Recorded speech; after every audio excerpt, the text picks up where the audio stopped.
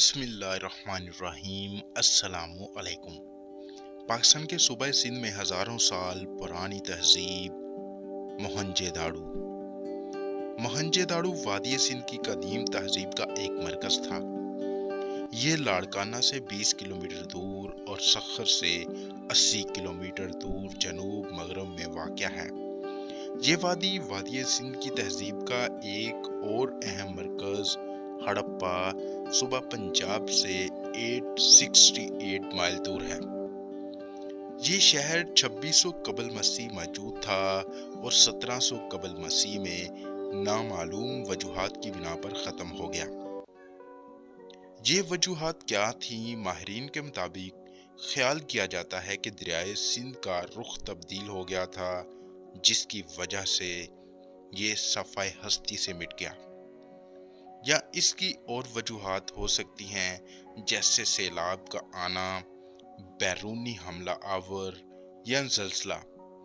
ये वो अहम वजूहात हैं जो इसकी तबाही का सबब बन सकती हैं या बनी होंगी। इसे कदीम मिस्र और बैनुल नहरान की तहजीबों का हम असर समझा जाता है। 1980 में यूनेस्को ने इसे यूनेस्को आलमी सकाफती विरसे में शामिल कर लिया। इस अजीम तहजीब की दरियाफ्त कैसे हुई? 1921 का वाक़या है कि राय बहादुर दियाराम सहनी ने हड़प्पा के मकाम पर कदीम तहजीब के चंद आसार पाए। उसके एक साल बाद उसी तरह के आसार रखालदास बैनर्जी को मोहनजोदाड़ो की सरजमीन में दस्तयाब हुए। इसकी इतला हिंदुस्तानी महकमा एसारे कदीमा को मिली। महकमा एसारे कदीमा के director general sir John Marshall ने उसमें दिलचस्पी का इजहार करते हुए उन दोनों मकामात की तरफ तवज्जो दी। चनांचे राय बहादुर दियाराम सहनी डायरेक्टर इंसर्ट मके और महकमा एसारियात के दीगर अहकाम के तहत वहाँ खुदाई का काम उन्होंने शुरू कर दिया। ताहम खुदाई का काम उस वक़्त तो मुकम्मल ना हो सका और वहीं पे ठप हो गया। उसके बाद बहुत जल्द ही वहाँ खुदाई का अमल दोबारा शुरू हो गया। वादी सिंध की तहजीब की बेनकाबी और तशरीह शायद 20वीं सदी का अजीम तरीन असरियाती वाक़या है, क्योंकि उस तहजीब की वुसअत और मावनियत को 1922 में मोहनजोदाड़ो की खुदाई से पहले समझा ही ना जा सका। मोहनजोदाड़ो का अमूमी डिज़ाइन हड़प्पा जैसा ही था। शहर के मगरिब में किला है, शहर की गलियों की तरतीब व मकानात और इनाजगर सब हड़प्पा जैसे हैं। अलबत्ता यहाँ की मुनफरिद और सबसे नुमाया चीज़ बड़ा आशनान घर है। बड़ा गुसलखाना, बड़ा अजीम हमाम। ये एक बड़ी सी इमारत है जिसके वसत में एक बड़ा सा तालाब है। ये तालाब शमालन जनूबन 39 फीट लंबा और शिरकन गरबन 23 फीट चौड़ा और 8 फीट गहरा है। शमाल और जनूब दोनों सिमत से ईंटों के जीने अंदर उतरते थे, यानी जिसको सीढ़ियां कहते हैं, जिन पर लकड़ी के तख्ते चिपका दिए गए थे। तालाब की चारदीवारी की बैरूनी सिमत पर भी लक बचूमन का लेप किया गया था। लोग हाइड्रोजन कार्बन का कुदरती तौर पर निकलने वाला मादा है और फितरत में मुख्तलिफ हालात में दस्तयाब है। लक के लेप से तालाब में से पानी के रसने का खात्मा किया गया। इसी तरह मोहनजोदाड़ो दरियाए सिंध के अंदर एक जजीरा नुमा खुश्की पर वाक़या था। उसके एक तरफ दरियाए सिंध था और दूसरी तरफ दरियाए सिंध से निकलने वाला नाला, जिसे नारा कहते हैं, बहता था। ये आगे जाकर वापस दरिया में मिल जाता था। इसीलिए शहर की हिफाजत के लिए 1 माइल लंबा हिफाजती बंद बांध दिया गया था। मोहनजोदाड़ो में बार बार सैलाब की तबाहकारियों का सबूत मिलता है। सैलाब की लाई हुई गार से उस शहर की सतह इर्द गिर्द की जमीन से 30 फीट बुलंद हो गई। हम जब मोहनजोदाड़ो जैसा आलीशान शहर देखते हैं जिसके मकानात पुख्ता और मजबूत 2-2, 3-3 मंजिला ऊंचे हैं, उनमें सड़कें हैं, बाजार हैं, उनके बशिंदों की जिंदगी व रवाज और आदात सांचे में ढली हुई हैं। ये अजीब बात मोहनजोदाड़ो के वो आसार जो सबसे ज्यादा गहराई में हैं, वो सबसे ज्यादा तरक्की का पता देते हैं। यानी जब यहाँ के शहर पहले पहल बने तब यहाँ की तहजीब अपने अरूज पर पहुंच चुकी थी और बाद में उसे जवाल आता रहा। इस शहर का अजीम हमाम जो सबसे खास था वो कैसा था? हमाम के फर्श को पानी बंद बनाने के लिए फर्श के नीचे खड़िया मिट्टी जैप्सम का गारा लगाकर उसके बगल के बल ईंटें खड़ी जोड़ी गई थीं। खड़ी ईंटों के दरमियान में खड़िया मिट्टी का गारा लगाया गया था। खड़ी ईंटों के उस फर्श के ऊपर लख की एक मोटी तह बिछाई गई थी। उसके ऊपर पुख्ता ईंटें चुन दी गई थीं। जनूब मगरबी कोने पर पानी की निकास की एक खूबसूरत जाखबंद कद आदम नाली थी। यानी उस हमाम का जो पानी गंदा पानी है, उसकी निकासी के लिए जो नाली थी वो बहुत बड़ी थी और उसका पानी शहर से बाहर जाता था। उस वक्त वो नाली अंडरग्राउंड थी, यानी जमीन के अंदर से एक पाइप की शक्ल में निकलती थी। अब वहां अनाज घर के बारे में बात करते हैं। इस शहर का अनाज घर कैसा था?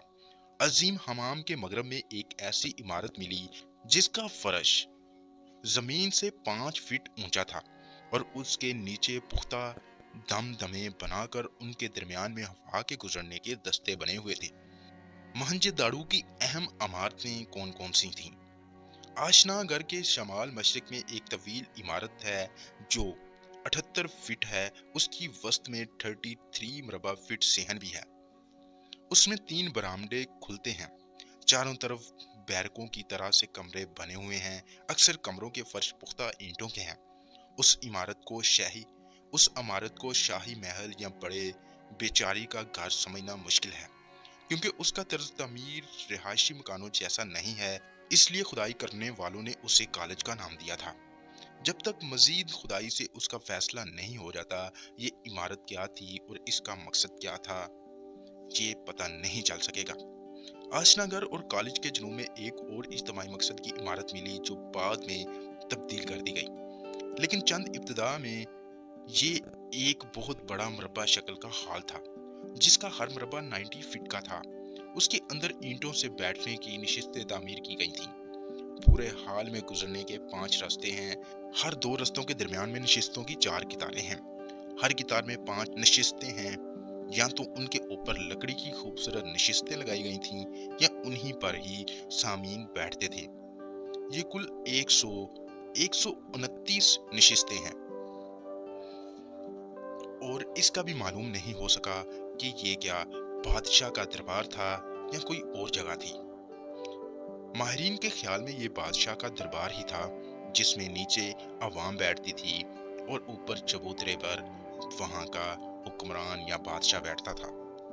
मोहनजोदाड़ो को अगर उस वक्त का जदीद शहर माना जाए तो ये गलत नहीं होगा, क्योंकि उस वक्त इस शहर में हमाम का होना, उसके अलावा खुराक को जखीरा करने के लिए खुराक घर का होना और वहां पर शहरी मंसूबा बंदी का एक मंसूबे के तहत घरों का बने होना, ये बहुत मायने रखता है और ये एक जदीद शहर बनाता है। मोहनजोदाड़ो के मुकाबले में उस वक्त मेसोपोटामिया की तहजीब को रखें तो इन दोनों में ज्यादा फर्क नहीं है, क्योंकि मेसोपोटामिया उस वक्त सबसे जदीद तहजीब मानी जाती है। मोहनजोदाड़ो के अरूज के जमाने में गलियां तो कच्चा हुआ करती थी, मगर उनमें पुख्ता जमीन दरोज नालियां हुआ करती थीं। उनकी नफासत और उम्दगी और कमाल इस वजह से था कि हम असरे दुनिया उनका दुनिया के किसी खित्ते में जवाब नहीं था। उस वक्त की दुनिया में ऐसी नालियां बनाना एक वाकई में उम्दा काम था। मुनासिब मकामात पर पुख्ता ईंटों के मेन होल थे जिनको शहर का अमला सफाई साफ करता होगा। ये भी इम्कान है कि घरों की सफाई कराने वाले भी हुकूमत से तनख्वाह लेते थे, यानी जाती गुलाम ना थे। मगर आजाद शहरों की गुलामी पर इज्तिमाई मालियत थी। हर घर में एक कुआं था और गलियों में भी कहीं कहीं कुएं थे। गंदे पानी की निकास का जमीन दोज इंतजाम था। घर से जब पानी निकल कर गली में आता था तो दीवार के साथ एक घड़ा या मदफून बर्तन या पुख्ता ईंटों का गटर बना हुआ होता था ताकि पानी गली में बह ना जाए। अहम गलियों के मोड़ पर या चौराहों पर एक छोटा सा कमरा होता था जो गली में खुलता था। बाजार ये चौकीदार का ठिकाना था। इसी से लगता है कि शहरी मामूलात के बारे में सरकारी इंतजामात बहुत मुफस्सल और सख्त गिर थे। जो मकान बने हुए थे वो एक सीधी लाइन में बने हुए थे। गलियों का रुख भी, यानी कोई गली भी टेढ़ी मेढ़ी नहीं बनी हुई थी। मोहनजोदाड़ो का पेशा और तिजारत, बड़ी अजनास गंदम और जौ थे। उसके अलावा तिल और मटर भी काश्त किए जाते थे। कपास काश्त का सबूत भी मोहनजोदाड़ो से मिलता है। कपास के धागे से बने एक कपड़े का टुकड़ा भी यहाँ से मिला जिस पर सुराख और मजट्ठी रंग चढ़ाया गया था। आज भी सिंधी अजरक के ये मखसूस रंग हैं। मोहनजोदाड़ो के माल तिजारत में भी ज़रूरी अशिया के अलावा मवेशियों का भी वाफिर हिस्सा था। हड़प्पा से मिलने वाली हड्डियों की कसीर तादाद से उसका सबूत मिलता है। उनमें कोहान वाला बैल, जिन्हें सांड कहते हैं, पालतू जानवर थे। इसी तरह कोहान वाला बैल भी आम था। इसके अलावा दूसरे पालतू जानवर भी भैंस, बकरी, भेड़ और सूअर शामिल थे। कुत्ता पालने और बिल्ली भी पाली जाती थी। घोड़ा और गधा भी उस दौर में पाया जाता था। मोहनजोदाड़ो की ज़राए आमदोरफ्त कैसी थी? ज़राए आमदोरफ्त में एक बहुत बड़ा जरिया तो दरिया और कश्तियाँ थी। इसके अलावा बैलगाड़ियाँ और घोड़ा मैदानी इलाकों में, पहाड़ी और सहराई इलाकों में ऊँट इस्तेमाल होता था। गालबन सबसे बड़ा जरिया बैलगाड़ी थी जिसके पहिए ठोस होते थे। उसका कुतर 3 फीट 6 इंच होता था। मोहनजोदाड़ो का मजहब कौन सा था? यकीनन उस वक़्त इस्लाम इस खित्ते में नहीं पहुंचा था। वादिया सिंध बुनियादी तौर पर ज़राई है। देवी माँ, मुकद्दस दरख्त, शजर हयात, लंगम देवता, यूनी देवी, ये सब मकामी तस्वुरात हैं और हो सकता है कि वो इन्हीं में से किसी की इबादत भी करते हों और किसी को अपना पेशवा मानते हों। लेकिन कहा जाता है कि वो ज्यादातर लोग हिंदू धर्म से ताल्लुक रखते थे। इस वीडियो के आखिर में मैं आपको बताऊंगा कि इस तहजीब का खात्मा कैसे हुआ। मोहनजोदाड़ो की खुदाई से ज़ाहिर होता है कि ये शहर बतदरीज ज़वाल पजीर हुआ।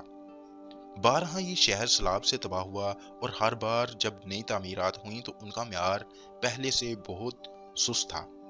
बड़े मकानों के मलबे पर छोटे और गंदे मकान बने, बड़े अनाज घर के ऊपर छोटी छोटी गटियां बनी और बतदरीज दारुल हुकूमत एक वसीओ अरीज कच्ची आबादी में भी तब्दील हो गया था।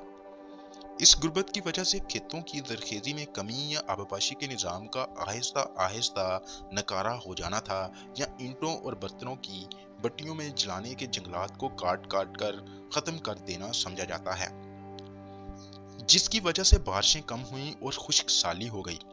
लेकिन मोहनजोदाड़ो की खुदाई शुदा सतहों में कम से कम 3 सैलाबों का सबूत मिला है जिससे शहर बिल्कुल तबाह हो गया। उन सैलाबों ने जो मिट्टी बहाई, उसके तजर्बे से पता चलता है कि ये मिट्टी ठहरे हुए पानी की है, बहते हुए पानी की नहीं, जिसका मतलब है कि दरिया के निचले हिस्से की जमीन अराजी तब्दीलियों से ऊपर उठी। दरिया ने वापस हमला किया और शहर गर्क हो गया। ये तयशुदा है कि बार बार के सैलाबों ने तबाही मचाई और एक अंसर ये भी है कि तहजीब की हतमी तबाही किसी अजीम तूफानी नू की वजह से नहीं थी, बल्कि बार बार की तबाहकारियों के नतीजे में आहिस्ता आहिस्ता हुई। कुछ शवाहिद हमले और कत्ले आम के भी मिलते हैं। 6 जगहों से लाशें मिली हैं जिनमें 5 जगहों पर मुतअद्दिद आदमी यकजा मारे और एक जगह एक अकेला आदमी मिला। डॉक्टर जॉर्ज एफ डील्स में 1942 में मोहनजोदाड़ो की खुदाई में 5 ढांचे ढूंढे जो चारों शाने चित पड़े थे। ये गली के एक कोने से मिले। सर मार्टिमर वेलर का ख्याल है कि शायद ये लोग हमले के वक्त छुपे खड़े थे। उनमें 3 मर्द, एक औरत, एक बच्चा था। इनका जमाना मोहनजोदाड़ो का आखिरी जमाना था। एक गली में 6 ढांचे, उनमें एक बच्चा मिला। एक गली में एक ढांचा मिला। एक जगह 9 ढांचे मिले जो मुड़े तड़े थे। ऐसा लगता है कि किसी ने जल्दी में 9 लाशें घड़े में डाल दी, मगर उनके पास हाथी के 2 बड़े दांत भी मिले। اس کا مطلب ہے کہ یہ لوگ ہاتھی کے دانت کا کام کرتے تھے جو جلدی میں بھاگ رہے تھے اور قتل ہو گئے۔ کسی نے انہیں جلدی جلدی گھڑے میں ڈال کر اوپر سے مٹی ڈال دی۔ سر مارٹیمر ویلر نے یہ خیال ظاہر کیا کہ دوسری 1000ویں مسیح میں بلکہ اس کے وسط یعنی 1500 قبل مسیح میں آریاؤں نے حملہ اس شہر پر کیا ہوگا۔ جب موہنجو داڑو بتدریج زوال پذیر ہوا، بارہا یہ شہر سیلاب سے تباہ ہوا اور ہر بار نئے لوگوں کا معیار پہلے سے بہت پست تھا۔ بڑے مکانوں کے ملبے پر چھوٹے اور گندے مکان بنے، بڑے اناج گھر کے اوپر چھوٹی چھوٹی گٹیاں نما مکان بنے اور آہستہ آہستہ دارالحکومت ایک وسیع و عریض کچی آبادی میں تبدیل ہو گیا۔ اس غلاموں کی بغاوت کا لامتناہی سلسلہ وہ بنیادی سبب ہے جس نے سندھ تہذیب اور سندھ سلطنت کو تباہ و برباد کر دیا۔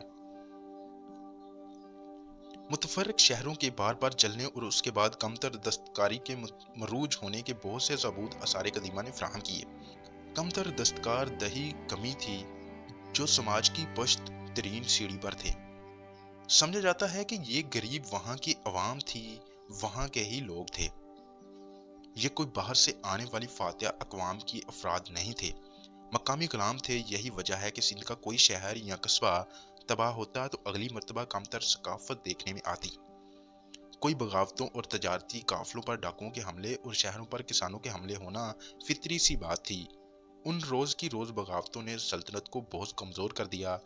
جگہ جگہ ریاستی مشینری شکست و ریخت کا شکار ہونے لگی۔ یہ صورتحال تھی جب آریوں نے اس پر حملہ کیا اور ان کے پے در پے حملوں نے سلطنت کی اینٹ سے اینٹ بجا دی۔ اور یہ ماننا پڑے گا کہ زوال آمادہ تہذیب 1700 میں آریاؤں کے ہاتھوں سے ہوئی، مگر آریاؤں کا حملہ آخری عنصر کی حیثیت رکھتا ہے۔ یہ ساری انفارمیشن میں نے اکٹھی کی، میں نے پڑھی۔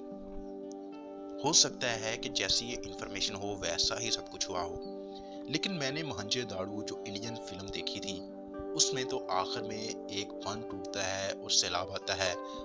وہ بند ٹوٹنے سے جو پانی آتا ہے، سیلاب آتا ہے، وہ پورے شہر کو نیست و نابود کر دیتا ہے اور اس صفحہ ہستی سے مٹا دیتا ہے۔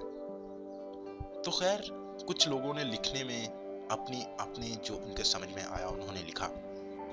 موہنجو داڑو میں جتنی انفارمیشنیں اکٹھی کی ہے وہ میں نے اس ویڈیو میں آپ کے ساتھ شیئر کر دی۔ اگر میں پوری انفارمیشن تفصیل کے ساتھ بیان کرتا تو یہ ویڈیو بہت لمبی ہو جاتی، بہت طویل ہو جاتی، لیکن میں نے مختصر کر کے اس کو آپ لوگوں کے سامنے پیش کیا۔ مجھے پتا نہیں کہ میں اس میں کامیاب ہوا یا نہیں۔ اگر میں اس میں کامیاب ہوا ہوں، یہ ویڈیو آپ کو اچھی لگی ہے، یہ انفارمیشن آپ کو اچھی لگی ہے، تو آپ اس کے بارے میں کومنٹس میں بتا سکتے ہیں۔ اس میں بہت زیادہ محنت درکار پڑی، تو میری محنت کا صلہ مجھے اس وقت ملے گا جب آپ میری ویڈیو کو لائک کریں گے اور اس چینل کو سبسکرائب کریں گے۔ تو جہاں بھی رہیے خوش رہیے اور مجھے اپنی دعاؤں میں یاد رکھیے۔ ملیں گے انشاءاللہ ایک نئی ویڈیو میں ایک نئے موضوع کے ساتھ۔ تب تک کے لیے اپنا خیال رکھیے۔ اللہ حافظ، فی امان اللہ۔